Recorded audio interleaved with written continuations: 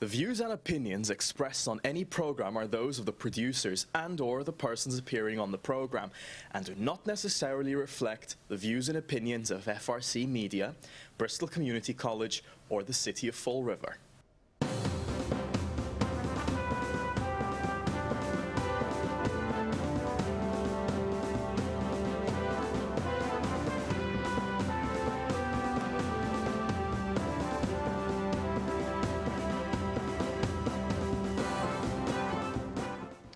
Well, hello. Welcome to Spindle City Straight Talk. I'm Chip. And I'm CJ.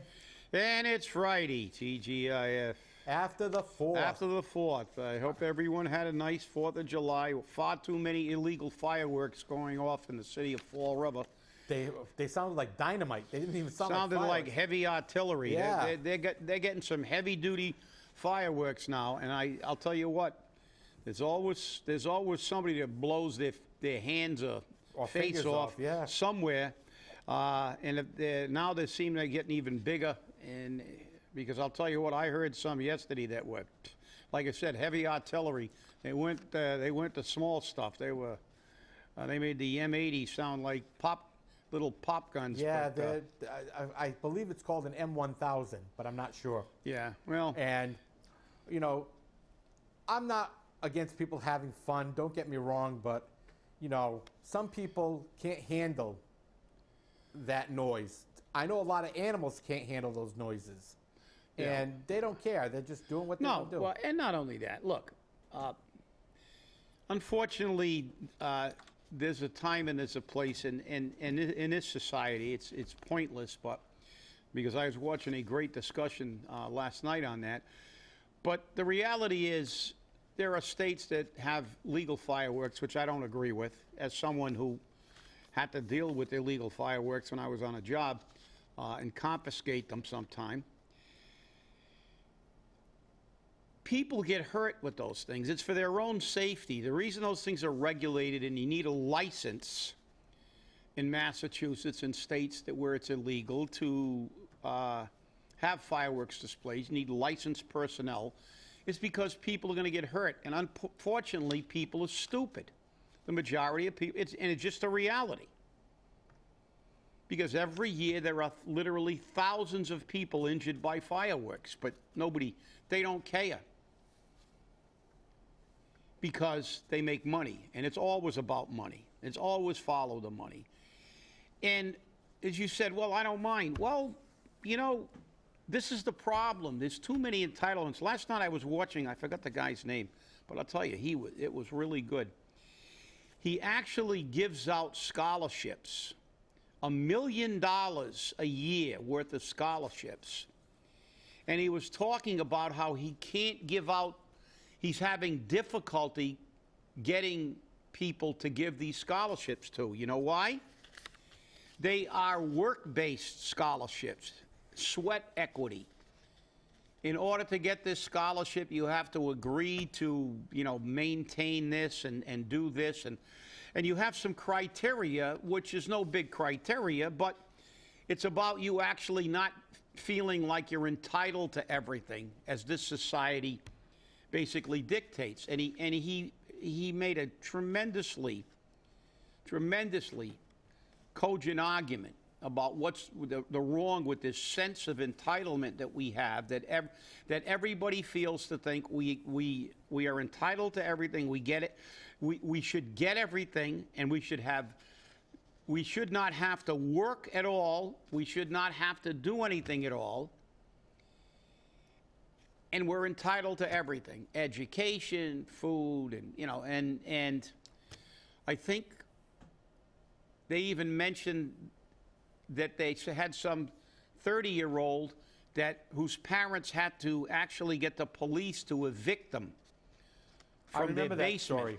Huh? I remember that story. Yeah. So I mean, look, we're out of control, and the fact is, this country was built on people who came here and went out west and fought Indians and made a life, and some of them died and some of them didn't.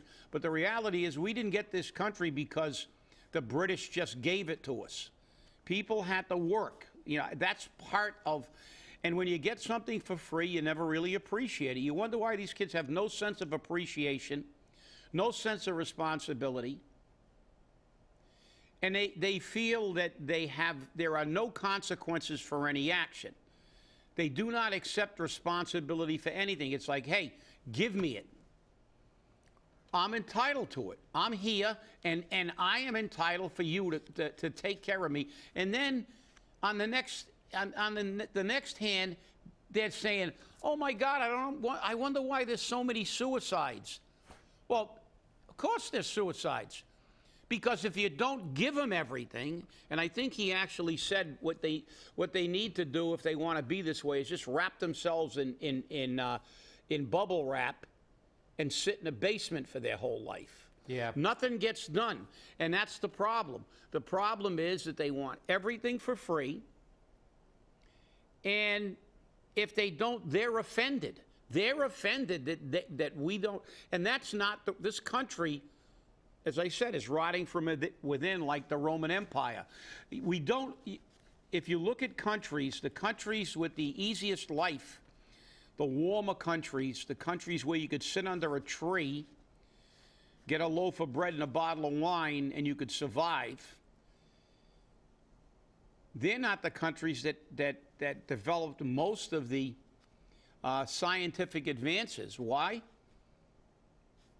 Necessity is the mother of invention.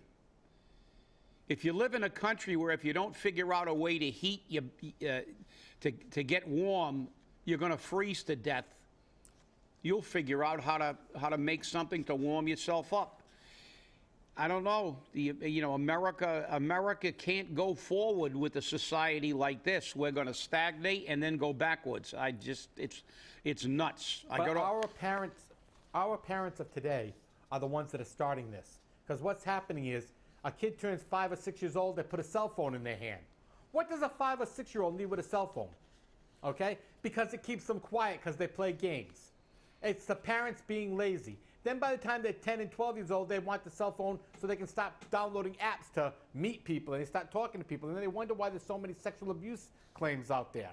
The parents are responsible for this, and they can't get control of the kids. And the school systems are no better. The school systems let them bring their phones into school. And parents don't do anything about it because the kid gets caught in classroom texting people, playing games, listening to music.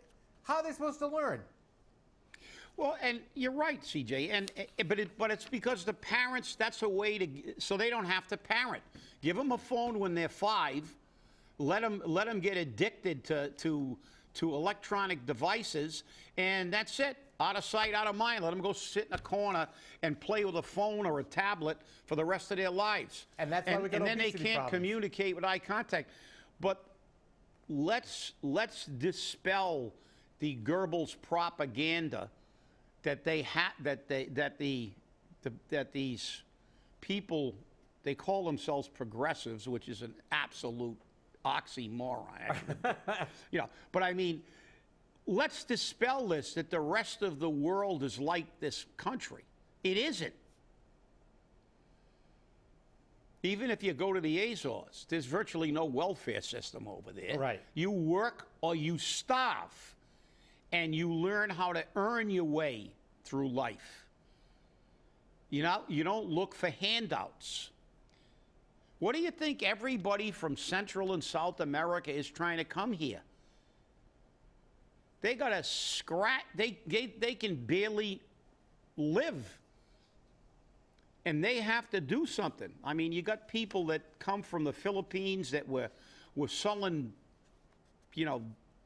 anything they could find on the street for pennies. And what did they do? They became successful because they learned that you get out of life what you put into life. So if you want everything handed to you, when people stop handing it to you, then you wonder why we have the suicide rate, the mental health issues we have. Everybody wants everything. And they don't want to do anything. It's getting, every day I turn on the TV, it gets worse. Now they got a company, they're only doing it fundamentally on a commercial basis, but they're looking to expand to regular. You don't even have to go to the gas station anymore. I know, I saw that. They'll bring the damn gas to you.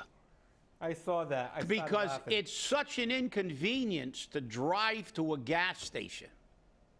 I mean, what a horrific experience. Get off your lazy butt, get in your air-conditioned car, drive to a gas station, and if you're so lazy you can't get out and take the gas cap off, they still have full-service stations. You pay a little bit more for your gas, but hey, if you're that lazy. But I mean, it's gone from the ridiculous to the sublime. There's nothing. Now you can call Siri or whatever it is, have your lights turned on, the stove can start for you, you can get your meals delivered. It's absurd. I remember years ago they did it as I don't know whether it was half, just to really impress something on it. But do you remember years ago when they talked about what the people would look like in 25, and they had these people with these big giant heads and their bodies are all shriveled up because they did absolutely nothing? Yep. That's what's going to happen because they don't want to do anything. There's absolutely nothing. If you can get an electronic device or somebody else to do it, terrific. Let's get it. They're going to deliver you gas now. They're going to bring the gas to you. The hell with it. And the guy who invented it said, I hate going to the gas station. So now he is the gas station on wheels. And I guess a lot of the major companies, I guess Enterprise and a few other auto rental places use that to get their fleet gassed up, which I don't know why, because shows even they're lazy. Because when you rent a car, at least when I rent a car, you sign a contract. If you get it with a full tank, you got to bring it back with a full tank, and you got to match the tank. Otherwise, they charge you like $12 a gallon to bring it back up to where it is. So, well, maybe that's the reason. The people who don't bring it back, they can charge them $12 and pay $5 a gallon for the delivery. But it's just crazy. I mean, you look at it, and now what's it? We have one, and it'll segue me into this, even though I don't want to take it out of sequence, but who cares? Now they're going to allow home delivery for pot. Now you got gas. Now this idiotic state is going to bring it to your doorstep. Isn't it wonderful? It's going to be interesting. Isn't it wonderful? I got a good idea. Since we're gonna move into bizarro world. I got a great idea. Let's shut down Star. Shut them down. Absolutely. Throw Nancy Paul out in the street. No job. Fire them all. Hire visiting counselors. Let them be junkies in their own house. Give them a house. Give them all their drugs. Go and wait on them in their homes. Don't even let them leave their house. They won't get into trouble. Just let them lay there and shoot up for the rest of their lives. What the hell? We're giving them everything else. We might as well do that. It's definitely interesting what we're becoming. You know, we might as well also allow them to deliver opioids. Well, that'll be the next step. Of course. That's going to be the next step. Yep. I mean, We're delivering already pot. giving them Narcan for free. The only thing I can see about this that even has a grain of I can make a positive out of this, because I'm not a half full guy. I'm a half empty, and I'm a pragmatist. But the only thing I look at this and I go, how bizarre, now they're going to bring this stuff. With all the problems we got, and they can say what they want, I still believe this is a gateway drug. Because when people get high on pot, they might try something else. And that's happened. Or they might want something else to see even a bigger high. But the only thing I can see about this is if they deliver it to your house, at least these losers won't be high and kill you because they're driving impaired.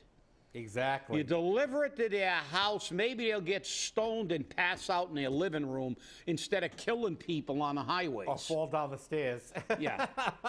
You never know. Hey, you can't, never know. sometimes, you can get lucky. But It's definitely interesting, yeah, it's crazy, and I like it. Our CCC, Yep. Cannabis the Control Cannabis Commission. Control Commission. Yep. I love these acronyms and the CCC. This has been a pain. This has been painstaking. This has been hard. Yeah, it's really hard sitting in a room going, "Are we going to deliver pot to these losers or not? Can we make any money on this? How much can the state make?" Yeah, it was. I'll tell you what. Chairman Steve Hoffman's looking for a pay raise. He's telling everybody how hard it was to make a decision. Let's deliver it to them. Well, did you see further on that story that Yeah. they're making pot cafes now? Yeah, well, we But knew. Yeah, we knew that that's was already coming. been. Yeah. They were already talking about that Yeah. before. Yeah. So, listen, anything that'll make money, they don't care. That's the problem. That's why I keep saying the judges that let these people on their 10th DUI leave the courtroom and not incarcerate them, and then they kill somebody, should be put in jail. These people have no regard for anybody that's got pot and killed somebody on the road. I think they should all be considered accessories before, during, and after the fact of any crime committed by somebody that you allowed to buy a drug. You legalized it. You're delivering it to their house. There was a line. I had a friend of mine call me and say they went by one of the pot shops. They said the line was incredible. They said it was like a mile long. But like that guy that's trying to give out a scholarship, if you tell him that you have to actually work to earn this scholarship, he can't get people. He can't give them money. They want it free. They want it free. And as I said, this is a sign of how troubled this country is becoming. And I don't know how we can ever maintain our status as a nation. We had Second World War was the greatest generation. This is the I want everything for free generation, and I don't know, when you have people who are not willing to work to achieve something. Millennials are a strange bunch. Well, they always, I was told when I grew up that you get out what you put in, that if it's free, it's probably not worth much. And people don't really care about it. And, sweat equity is something that's a thing of the past. And giving them everything, I guess soon it'll be, let me be born and then take care of me until I die. I don't even have to leave the house if I don't want to. We can all become agoraphobics and stay in our houses and get everything delivered. And our only conversation will be with, what is that thing you talk to on TV? 'Cause Siri, Alexa. Alexa, yeah, those ridiculous things, yeah. I can't even stand Siri because it's got it on my phone. I don't know how to take it off. And once in a while, when I'm in one of my anger phases and I might blurt out an expletive, Siri tells me to watch my language. So. And then I give an expletive back to Siri. Yeah. So. Well, the interesting thing is that this is not the first time in this country that we've gone so far left. It truly isn't. I was watching the news after the president's parade, which I think was very well done. It was not a political speech. It was the history of America. And I think that was a very well done program. But one of the reporters said that, I think it was under Coolidge, they were trying to do this. They were trying to bring in the progressives, so many of them. They were trying to convert the United States into a extremely progressive country that they handed everything out. So this is not the first time this country has tended to do this. But CJ, let's on this show not allow the Goebbels propaganda. Exactly. I'm not going to refer to them as progressives. No.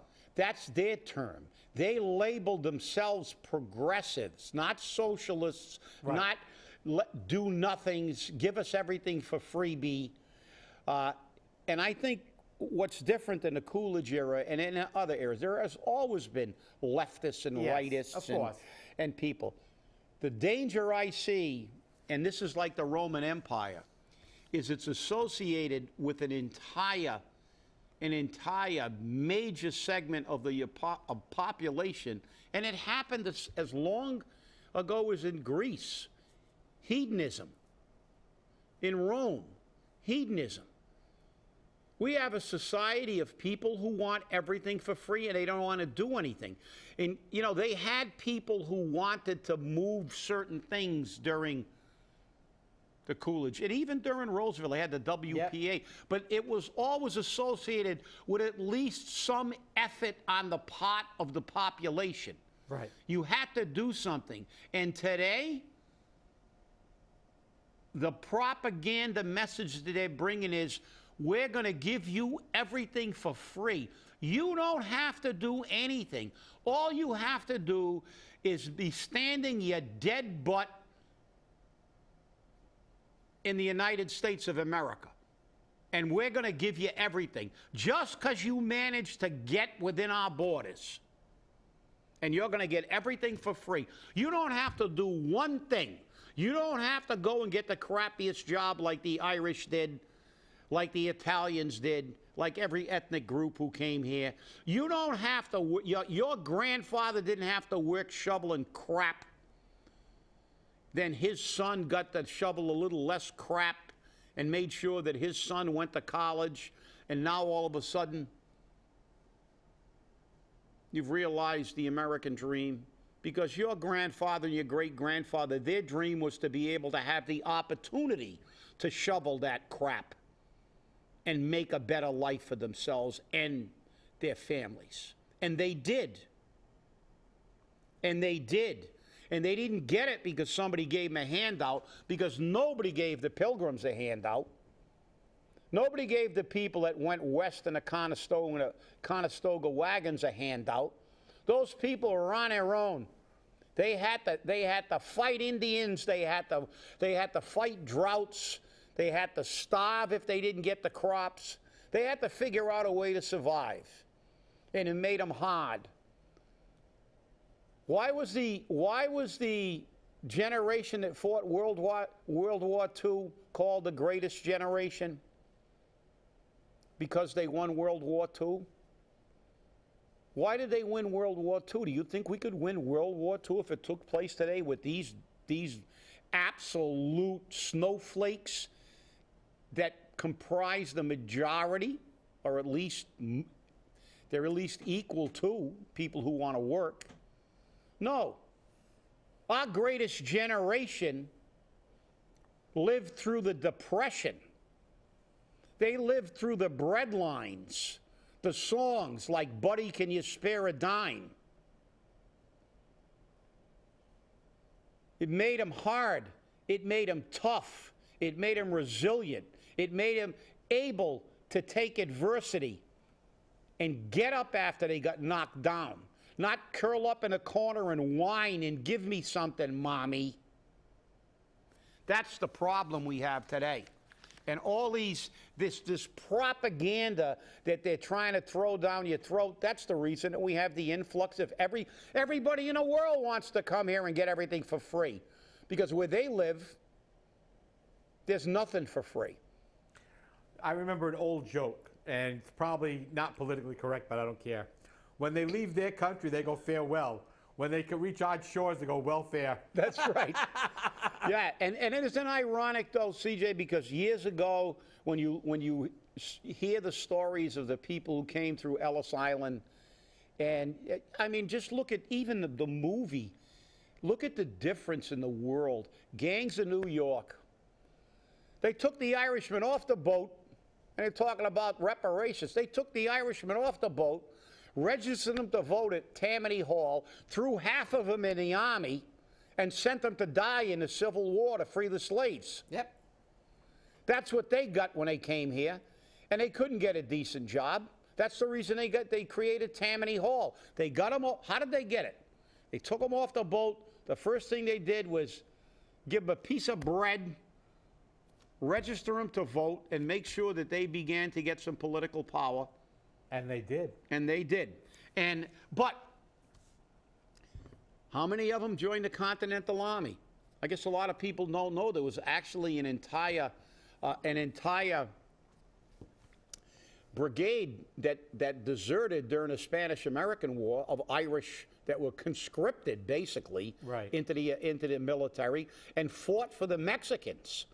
Of course, we beat the Mexicans because they were treated so poorly by their former British. They were British. Well, you know the Brits. And the Brits hated the Irish. So their officers were of British descent, and so they just deserted. They fought, and you know what the United States did after the war? They executed virtually all of them. But to this day, on Mexican Independence Day, they celebrate the Irish Brigade that fought for the Mexicans to this day. That's why you see guys like Canelo Alvarez who look Irish and they're Mexican, yep, and he's got freckles. Actually, they made a movie about it. I think Tom Berenger played the guy who started the desertion. Mm-hmm. It's pretty unique. But what is the common denominator? Our ancestors didn't build this country by looking for a handout. They fought to make this country. They didn't. They took it as an affront if you gave them anything for free. If you look at the movie about the boxer, Jimmy Braddock, that great movie, he was forced to go on welfare.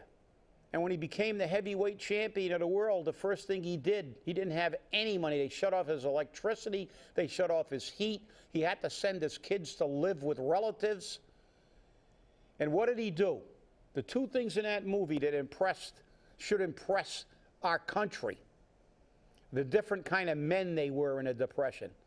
He went back to the welfare office and paid every single cent back that they gave him because it killed him that he had to get a handout. And when his son stole something from the butcher, he marched his son back to the butcher, made him give that meat back, even though they didn't have food to eat, and say, "We don't steal. We earn what we get." And it's a sad commentary, but that doesn't exist in most of America today. No, it doesn't exist anymore.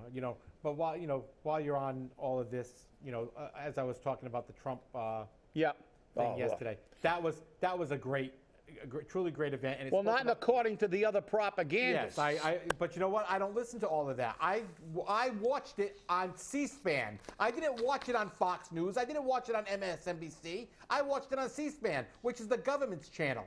Okay? Now people say, well, that's governmental news. That's fake news. No, it's not. What I saw was the videos. I saw people there. I did not hear one thing about a political speech, about running for office, nothing. I heard about the history of America. I heard about the history of this country, and that was more important to me than anything else. That was a true celebration of Independence Day. You're right.